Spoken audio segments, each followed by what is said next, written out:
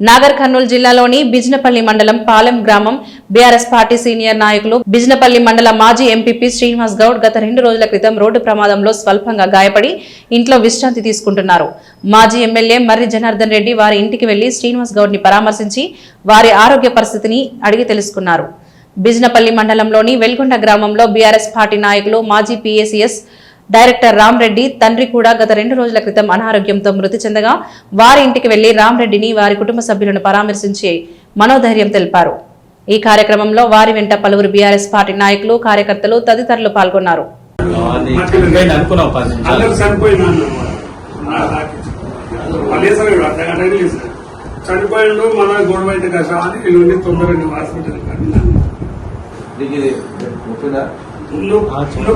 కదిలినప్పుడు పట్టాడు ఆయన ఏమంటాడంటే ఇది అతుకు పూర్తి వాడే వరకు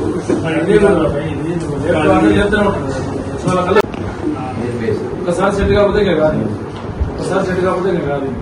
నేను జరగోసారి వచ్చిపోతున్నాడు.